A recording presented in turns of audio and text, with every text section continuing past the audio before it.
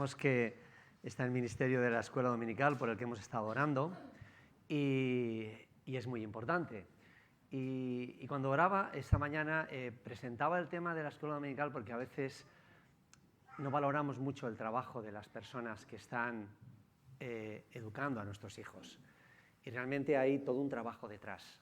Hay dedicación y después vienen y se pierden la predicación, tienen que verla después en diferido, porque están cuidando, están formando, están educando a nuestros hijos. Bueno, pues como sabéis, estamos en una línea en la que tanto la predicación de Leandro del domingo pasado como la que quiero en esta mañana estar con vosotros. Estamos hablando de la comunidad, estamos hablando de la iglesia, estamos hablando de ese círculo íntimo que Jesús definió en los evangelios, que podemos ver el punto de partida en Hechos y que podemos ver toda esa carrera a lo largo de las distintas cartas que escribieron los apóstoles. Y estamos viendo qué características, qué dones, qué fruto nos afecta personalmente, pero también nos afecta como comunidad. Y el domingo pasado Leandro nos hablaba del servicio desde la humildad, ¿no? Y es importante recalcar una cosa: ser humilde no es ser tonto. Porque a veces parece que las personas humildes es que son tontas. No, es que son humildes. Yo no veo a Jesús tonto, lo veo humilde, lo veo servicial. Y leyendo a leer el Evangelio de Juan, la parte y aledaños, pues vuelvo a descubrir un Jesús distinto, un Jesús diferente, un Jesús con una idea muy clara. Y aunque vamos a leer seguramente todo el capítulo para volver a recordar lo que pasaba allí, es importante que nos pongamos un poco en situación, porque a veces leemos y solamente vemos las palabras, parece lo que estaba pasando allí, pero no somos capaces de ver cómo se sentía Jesús y cómo se sentían aquellos discípulos. La situación que se recoge en el capítulo 13 que vamos a estudiar en esta mañana es una situación extraña. Yo me hubiese sentido insultado por Jesús. Lo digo literalmente. Y por eso conviene que descubramos un poco antes de entrar a leerlo. 33 años y Jesús comienza su ministerio. 3 años de ministerio y Jesús muere en la cruz. Y el capítulo 12 nos centra un momento clave: la cena de la Pascua. Esa cena tan esperada por los judíos. Esa cena en la que van a recordar que fueron libertados, fueron liberados de la esclavitud. Qué escena más bonita, ¿verdad? Es una cena que suele durar casi 4 horas cuando se hace la cena.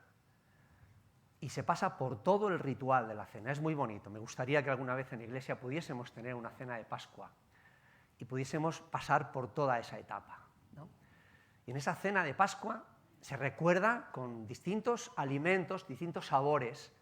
Se recuerda la amargura de ser esclavo y se recuerda la dulzura de la libertad. Y llega el momento de la cena. Y nos recordaba Leandro el domingo pasado. La verdad es que cuando lo leía se me puso la carne de gallina. Que entran los discípulos discutiendo. ¿Y qué discutían? ¿Alguien se acuerda? ¿Qué discutían? ¿Quién era el mayor? Yo voy a ser el ministro de Hacienda. Y tú, bueno, tú puedes ser... ¿Pero qué me cuentas? 3 años con Jesús. Y no os habéis enterado. ¿Qué concepto de Mesías habían tomado? Porque el pueblo judío tenía su concepto de Mesías y lo vemos en los evangelios, pero ¿y ellos? Ellos habían estado con Jesús durante 3 años. Pero fijaros bien, quiero que los veáis. Ellos, esos 12, lo habían dejado todo. Lo habían dejado todo por estar con Jesús. Y llegan a la cena con una idea de Mesías. en el que iban a entrar a Jerusalén con la excavadora, como digo yo, y ahí iban a ponerlo, iba a ser aquello el acabose y la puesta en marcha del reino de los cielos, del reino de Dios. No se habían enterado, no habían entendido realmente. Creo que es Marcos el Evangelio que repite varias veces y no se enteraban, no habían entendido. Y aquí Jesús, en vez de frustrarse, porque a Jesús le quedaban 6 horas, no mucho más. Después de la cena saldrían, estarían 1 hora, hora y media, 2 como mucho con él, y después él sería arrestado. Y esas 6 horas Jesús decide pasarlas con sus discípulos. Él sabía muy bien dónde se metía, pero sus discípulos no.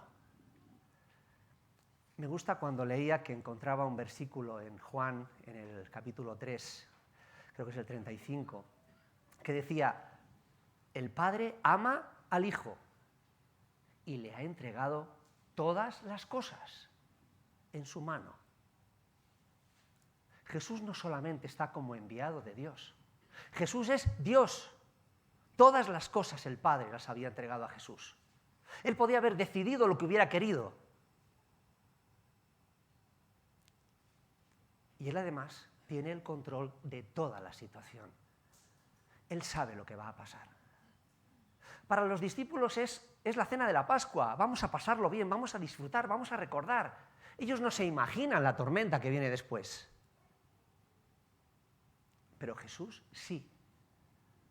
Y aquellas últimas horas Jesús decide estar con sus discípulos.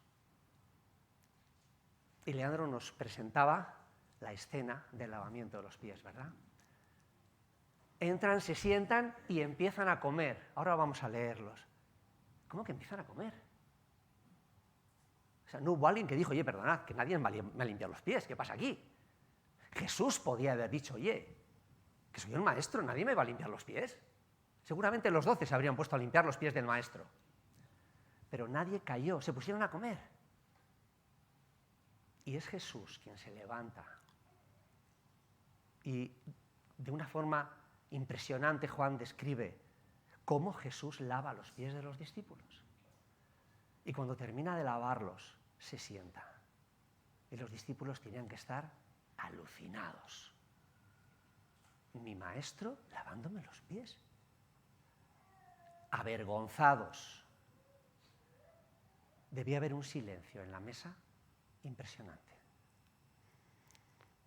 Vamos a leerlo. Vamos a leer esa parte.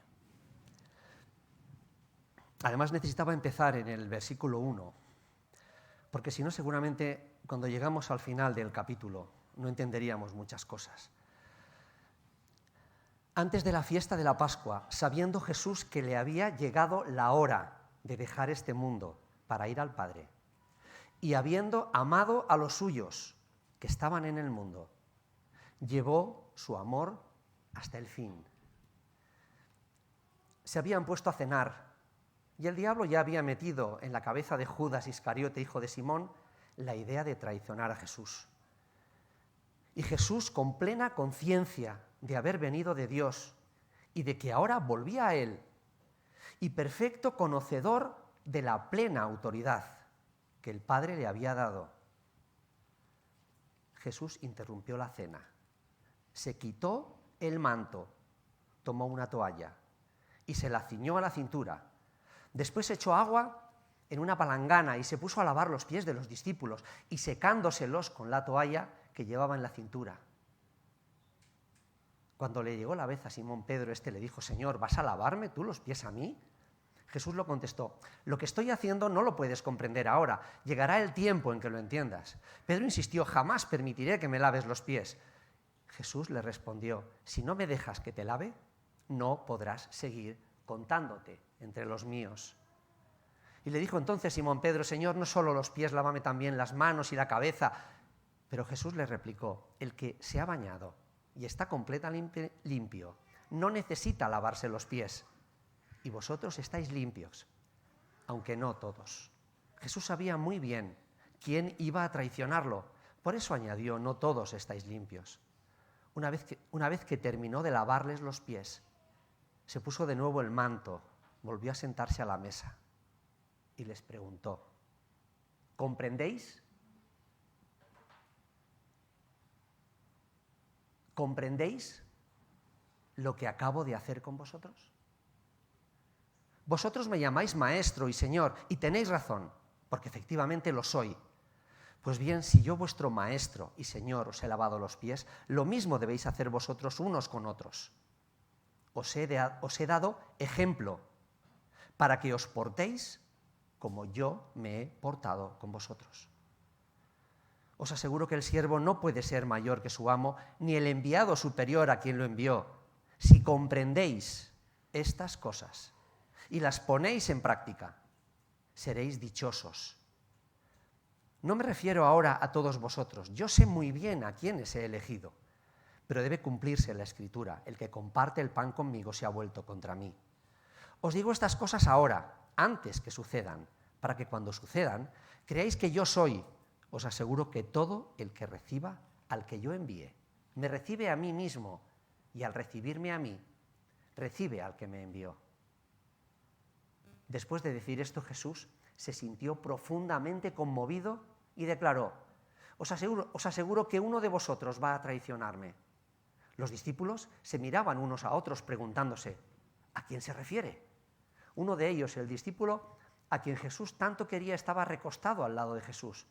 Simón Pedro le hizo señas para que le preguntara a quién se refería. Y el discípulo amado, inclinándose hacia Jesús, le preguntó, Señor, ¿quién es? Y Jesús le contestó, aquel para quien yo moje un bocado de pan y se lo dé, ese es. Lo mojó y se lo dio a Judas, hijo de Simón Iscariote. Y tras el bocado entró en él Satanás. Y Jesús le dijo, lo que vas a hacer, hazlo cuanto antes. Ninguno de los comensales entendió por qué Jesús le dijo esto.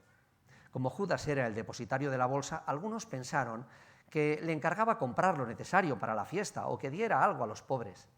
Judas tomó el bocado de pan y salió inmediatamente. Era de noche. Apenas salió Judas, dijo Jesús, ahora va a manifestarse la gloria del Hijo del Hombre, y Dios va a ser glorificado en él. Y si Dios va a ser glorificado en él, Dios, a su vez, glorificará a su Hijo. Y va a hacerlo muy pronto. Hijos míos, ya no estaré por vosotros, ya no estaré con vosotros por mucho tiempo. Me buscaréis, pero os digo lo mismo que ya dije a los judíos, a donde yo voy no podéis venir. Os doy un mandamiento nuevo, amaos unos a otros como yo os he amado. Así también amaos los unos a los otros. Vuestro amor mutuo será el distintivo por el que todo el mundo os reconocerá como discípulos míos. Simón Pedro le preguntó, Señor, ¿a dónde vas? Jesús le contestó, a donde yo voy, tú no puedes seguirme ahora. Algún día lo harás. Pedro insistió, pero, Señor, ¿por qué no puedo seguirte ahora? Estoy dispuesto a dar mi vida por ti. Y Jesús le dijo, ¿de modo que estás dispuesto a dar tu vida por mí? Te aseguro que antes que el gallo cante, me habrás negado 3 veces. Vaya cena de Pascua. Pero ellos, los discípulos, seguían sin enterarse. Dice Jesús que uno le iba a entregar. Les da la señal de quién es, y siguen sin enterarse. ¿Qué pasaría por sus cabezas? Quiero comenzar por el versículo 1, porque aunque tiene referencia también con la parte que leyó Leandro, es muy importante para lo que vamos a ver. Antes de la fiesta de la Pascua, sabiendo Jesús que le había llegado la hora de dejar este mundo para ir al Padre, y habiendo amado a los suyos que estaban en el mundo, llevó su amor hasta el fin.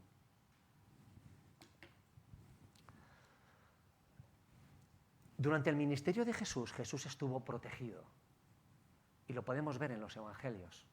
Cuando todos querían ir a por él, por lo que había dicho, por lo que había hecho, recoge en la palabra, no había llegado su hora. Pero aquí, en este momento, Juan recoge que él sabía que este era el momento. A partir de este momento se desataría una tormenta tremenda. Y lo que quiero sobre todo que nos fijemos es que Jesús sabía de antemano todo esto. Y en estos versículos nos marca algo tremendo. Y habiendo amado a los suyos. ¿Quiénes eran los suyos? Eran aquellos 12 que le habían seguido. Habiendo amado a los suyos, los amó hasta el fin. No eran 11, eran 12. Y como veremos en la lectura que vamos a hacer, Jesús amaba tremendamente a Judas. Y el dolor que Jesús sintió por la traición de Judas fue tremendo.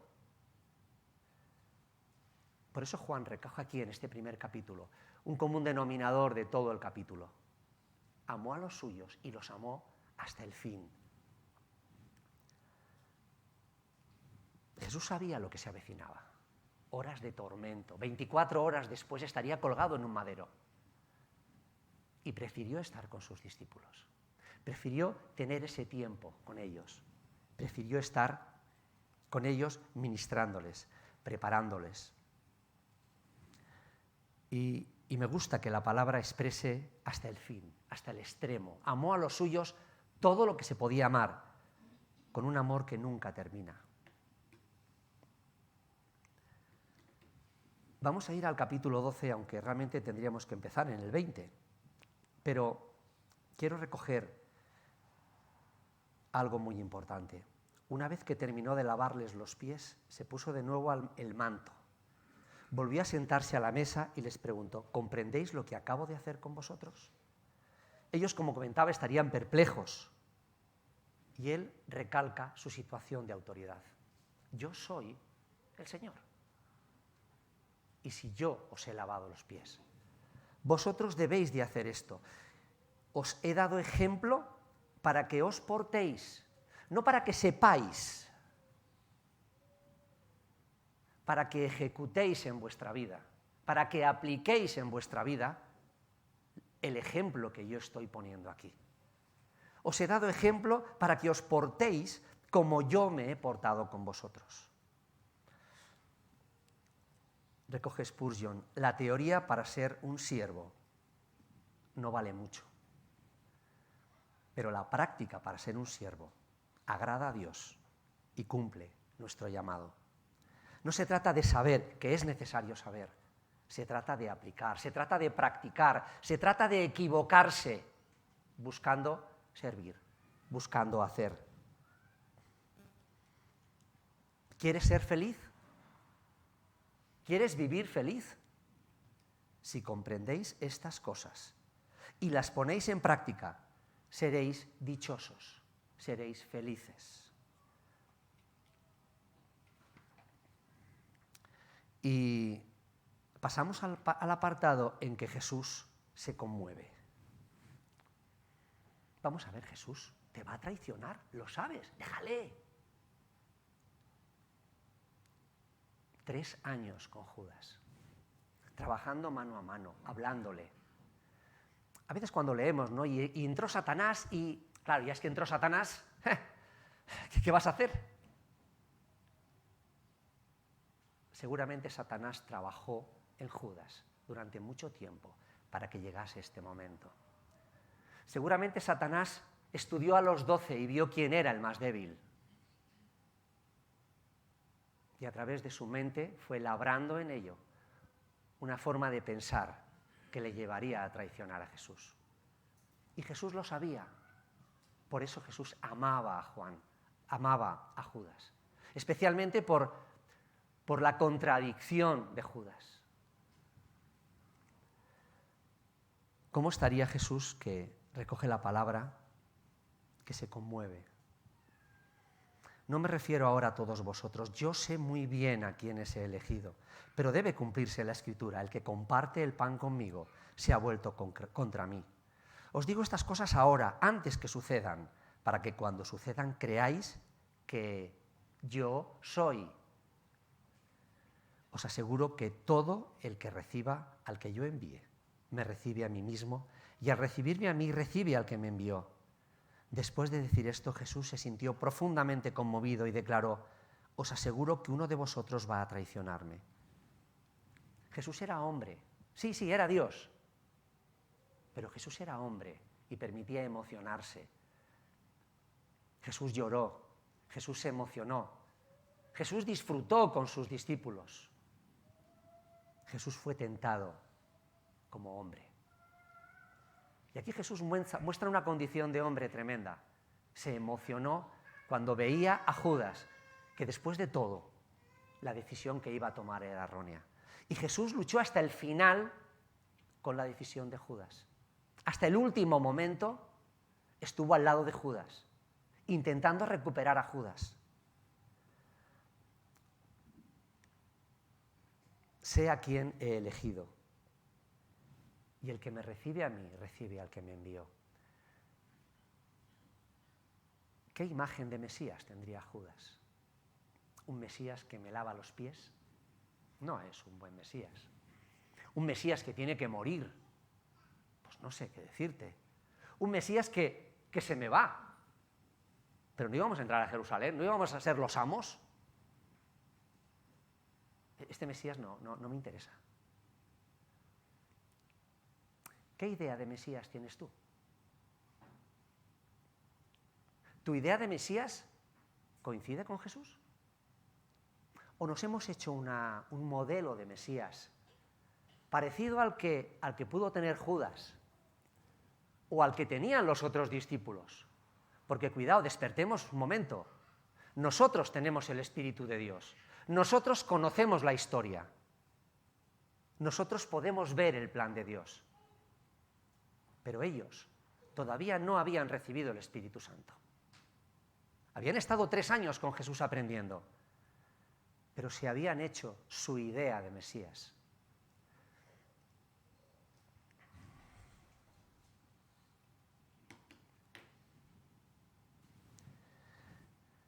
Y los discípulos se miraban unos a otros preguntándose quién sería. Aquel a quien yo moje un bocado de pan y se lo dé, ese es. Lo mojó y se lo dio a Judas, hijo de Simón Iscariote. Y tras el bocado entró Satanás en Jesús. Untó el pan y se lo dio. ¿Qué significa eso?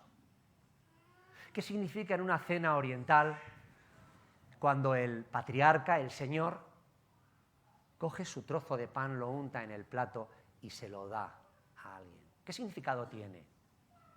El significado de mayor honor y mayor reconocimiento que puede recibir alguien en una cena es ese. Hasta en ese momento Jesús le estaba diciendo: Judas, te amo. Judas, quiero que te lo pienses muy bien. Y las palabras que dice a continuación las podemos leer desde la perspectiva de que Jesús sabía la decisión que iba a tomar, o todo lo contrario, la decisión que tienes que tomar, tómala ya. ¿Qué habría pasado si Judas saliendo de allí se hubiese ido a una esquina y hubiese llorado por lo que había estado pensando y hubiese vuelto a la cena y no hubiese entregado a Jesús? ¿Qué habría pasado?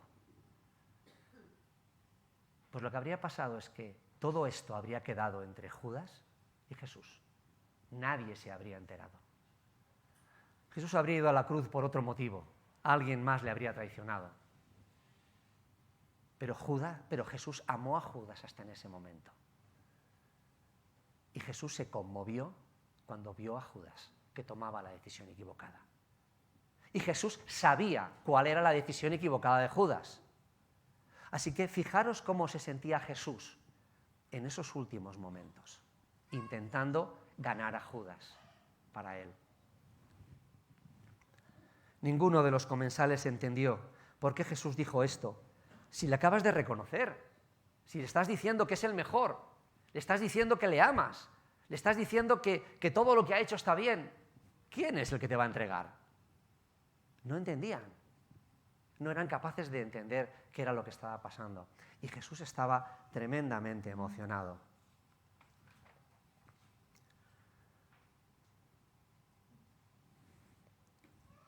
Vamos a pasar, nos queda un poquito tiempo, al mandamiento nuevo. Apenas salió Judas, dijo Jesús: ahora va a manifestarse la gloria del Hijo del Hombre.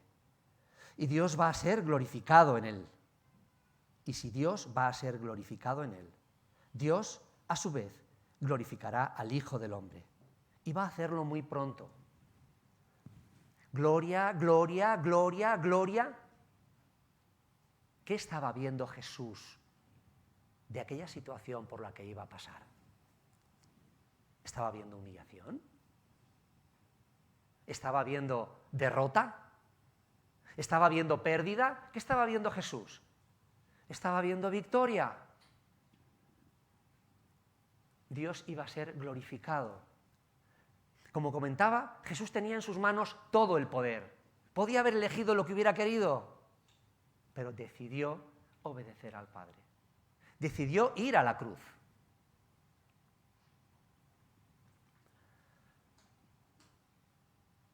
Hijos míos, ya no estaré con vosotros por mucho tiempo. Me buscaréis, pero os digo lo mismo que ya dije a los judíos: a donde yo voy, vosotros no podéis venir.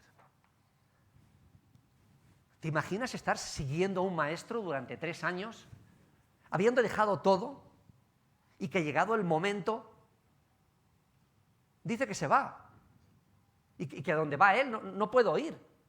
Oye, ¿esto es una broma o qué es? ¿Me estás insultando? Esto no era lo que habíamos hablado. Ellos no estaban entendiendo.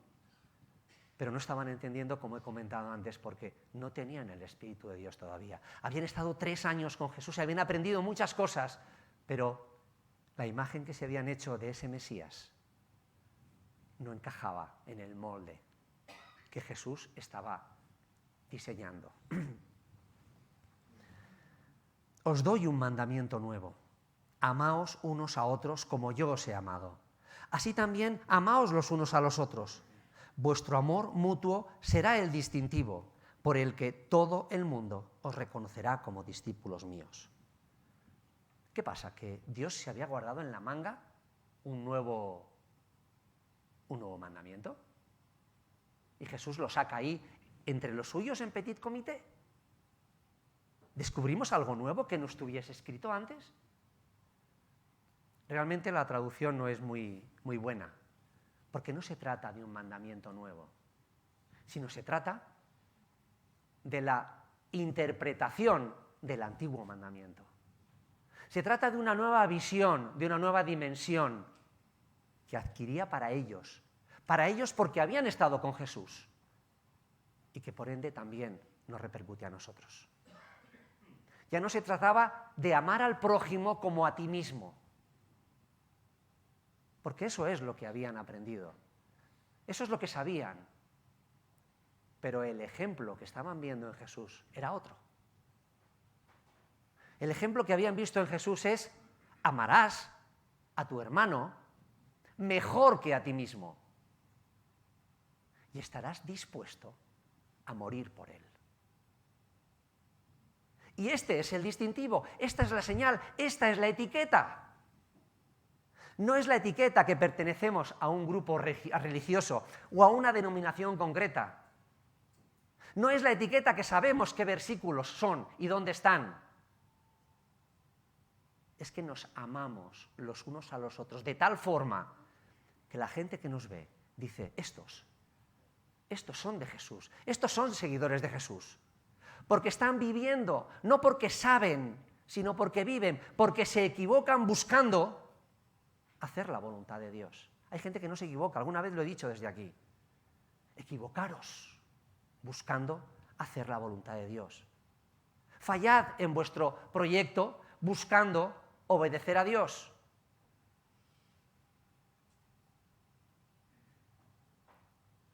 A veces nos preguntamos que cómo es que la gente no se da cuenta.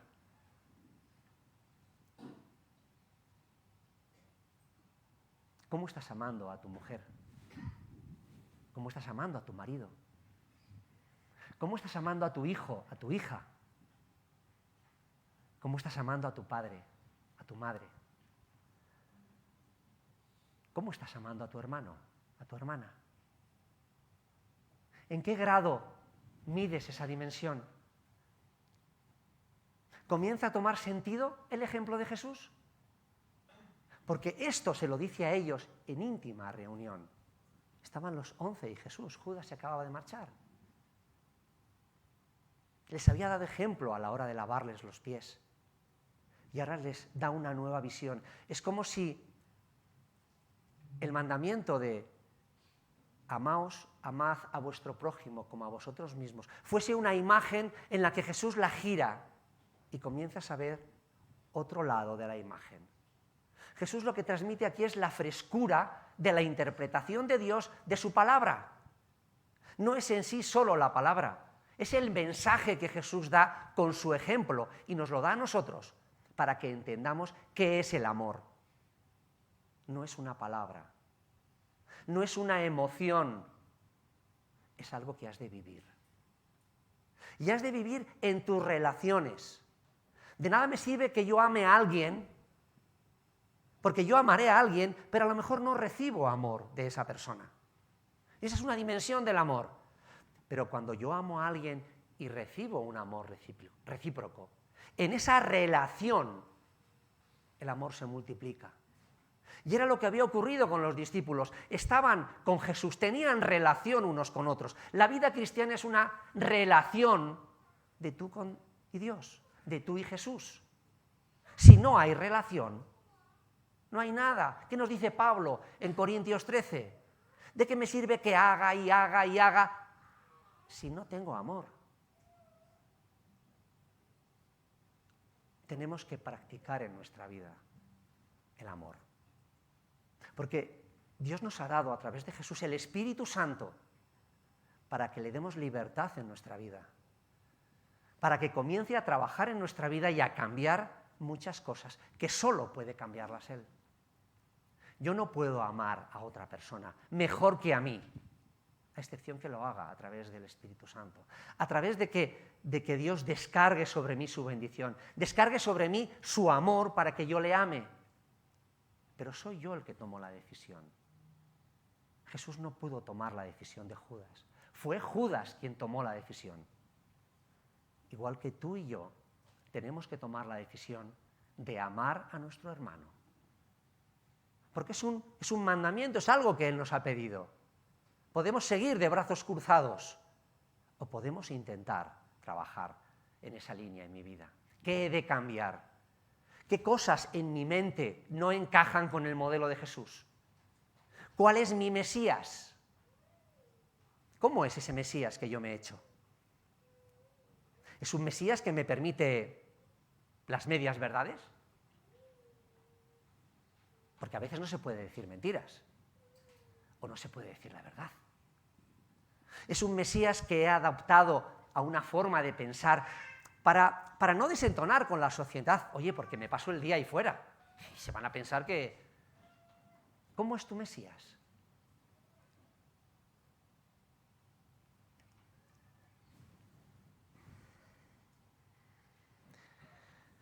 Leíamos esta mañana en Lucas 6:47. Todo aquel que viene a mí y oye mis palabras y las hace, os indicaré a quién es semejante.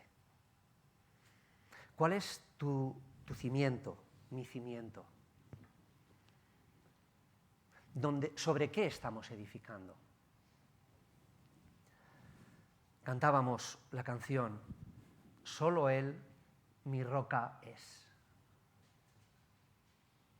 ¿Sí? ¿Amén? ¿O hay algo más? ¿O hay más rocas? Sobre la tempestad, Él es rey, dice la canción. Aquí hubo una tempestad después de este momento. Aquellos discípulos, y Jesús lo sabía, le abandonarían. La lengua de una asistente, de una ayudante, de una persona que estaba allí con Jesús fue más sutil que todo el empeño de Pedro para decir que él no era de aquel grupo. A veces son pequeños matices los que derrumban todo lo que está edificado, porque no está en la roca. Tempestades vamos a tener en nuestra vida. No estamos exentas de ellos. Algunas son tempestades pasajeras y otras son tempestades que afectan a tu vida, afectan a tu físico y tienes que arrastrar. Unos les echan culpa a Dios y otros lo que aprenden es a vivir con ello, con el poder y la confianza de Dios. Tempestades vamos a tener en nuestra vida.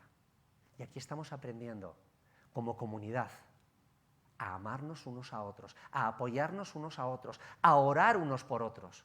Y en este sentido, tiene cabida muchas de las cosas que cuando leemos en el Evangelio, en las cartas, y hablamos de compartir nuestros problemas, decimos, yo, en mi iglesia, nunca.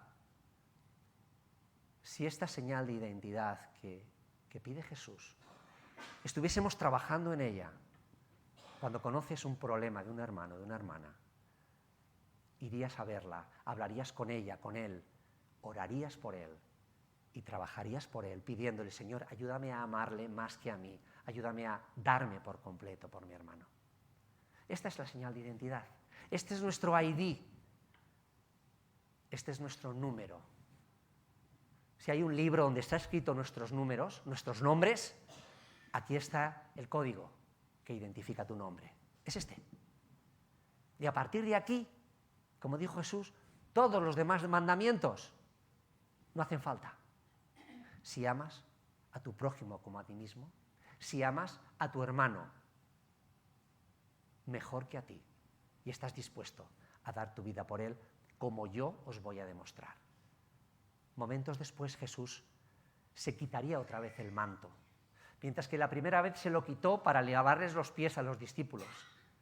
Después le quitarían el manto para darle una manta de palos y una paliza tremenda. Por mí y por ti. Pues quisiera que nos ayudase estas palabras a entender cómo se sentía Jesús, cómo fue Jesús a la cruz, cómo quería recuperar a Judas y cómo muchos de nosotros en circunstancias en las que nos hemos apartado o en nuestra mente tenemos cosas que nos están comiendo y nos están pudiendo apartar o haciendo un Mesías diferente, como Él ama a los suyos. Quiero que sepas que Jesús te ama tremendamente y que quiere recuperarte. Y como decía nuestro hermano cuando se ha levantado, cuando acudes a Jesús a decirle lo que estás pasando, Él está deseoso de ayudarte porque es lo que quiere, pero tú has de tomar la decisión. Somos las decisiones que tomamos. Y Judas aquí es la decisión que tomó. Igual que nosotros tenemos que tomar decisiones en nuestra vida. Pues que el Señor nos ayude a poner en práctica, a ejecutar en nuestra congregación, en nuestra comunidad, el amor con el ejemplo que Jesús nos puso, portándonos entre nosotros como Él se portó con nosotros. Vamos a terminar con una oración. Padre, te damos las gracias porque cada vez que abrimos tu palabra y descubrimos a Jesús, pues descubrimos un Jesús maravilloso. Descubrimos a alguien que nos ama tanto que a pesar de nuestros errores y de nuestras equivocaciones, está dispuesto a tomarnos de la mano, a levantarnos y a llevarnos por su camino. Gracias porque tú eres el camino. Gracias por Jesús porque Él marcó ese camino y nos pide que seamos luz a pesar de nuestros errores y de nuestras equivocaciones, a un mundo que todavía no te conoce. Y quisiéramos, Señor, ser esas luces, quisiéramos brillar fuertemente, pero también quisiéramos practicar en nuestra vida el amor unos a otros. Y quisiéramos practicar ese amor para que cada uno nos sintamos descansados cuando estamos entre tu pueblo. Nos sintamos apoyados, nos sintamos amados, sintamos el amor de Dios a través de los hermanos. Y quisiéramos que nuestra comunidad pudiese recibir ese amor a través de cada uno de nosotros, que solamente puede venir porque tú desbordes tu amor en cada uno de nosotros. Y a veces tengamos que amar a personas que nos desagradan, pero amarlas porque tú nos has amado, tú nos estás amando y tú amas a esa persona. Guíanos a poner en práctica todo esto, a aplicarlo en nuestras vidas. En el nombre de Jesús. Amén.